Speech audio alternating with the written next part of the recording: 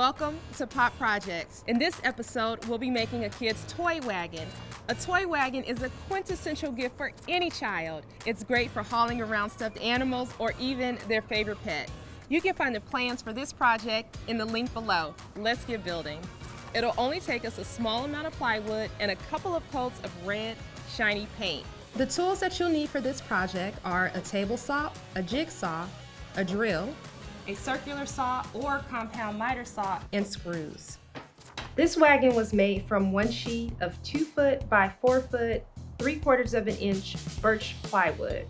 I also used a 1/2 inch birch plywood for the bottom. The first step is to rip the side and the bottom at the table saw. When you're cutting on the table saw, you want to make sure that you're cutting with the good side of your wood down, actually sitting on the table.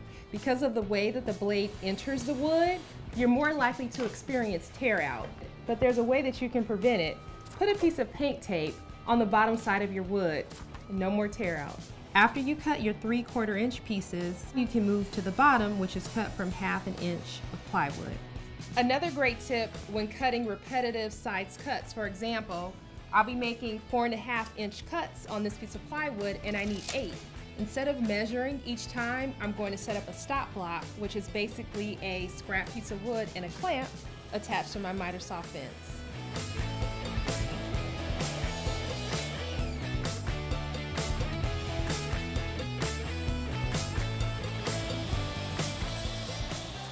These are the battens that go on the inside of the wagon. I'm going to give them a nice 45-degree bevel cut over here at the bandsaw. It'll give it a nice smooth edge and also make it a little more aesthetically pleasing. This is the wheel truck that'll go on either side of our wheels for our wagon. Each one of them is cut at an angle, so all I did was cut a piece of scrap cardboard for a template, and then after you cut one, you have a template for the others. A couple of the pieces of our wagon will require curves. In order to do that, I'm going to use a jigsaw with a 20 TPI blade. And to make my curve, I'm just gonna use a can of paint. Easy.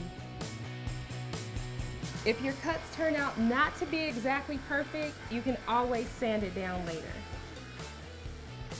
The back of the wagon requires an arc. I'm going to use a piece of edge banding to make my arc.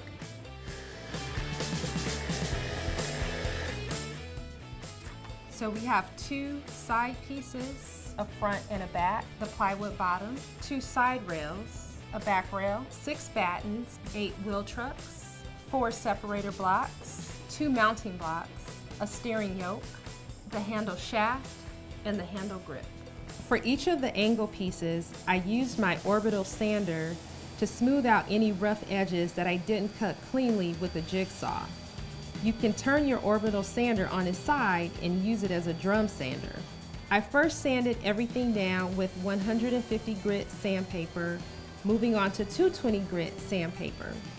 In order for your finish to adhere to your project, you want to make sure that it's dust-free. The next step is to glue and nail all of your pieces together. I used just traditional wood glue to glue everything up, and then 2-inch brad nails to secure everything together.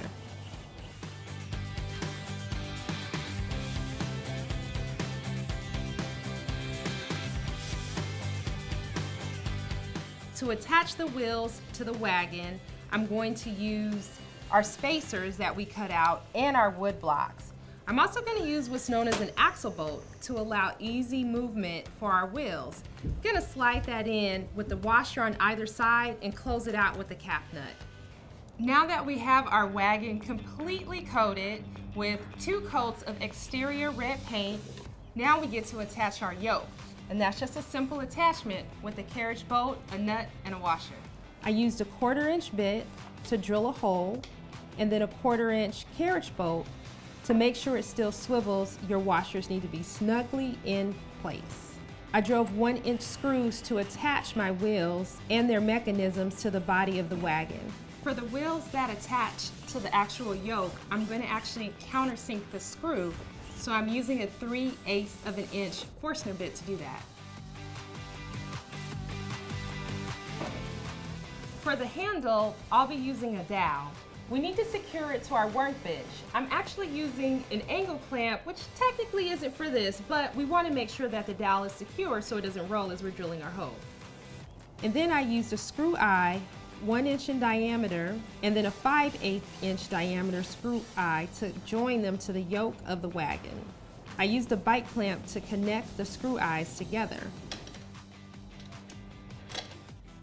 In just a couple of hours, we were able to get this amazing kids wagon done. Make sure you log on to popularmechanics.com for all the plans and details, and so you don't miss out on any more of the amazing projects we have planned for you.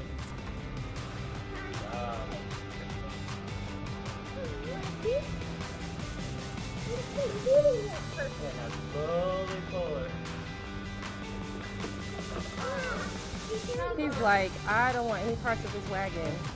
I'll put them in there, put them in there, relax it. Okay.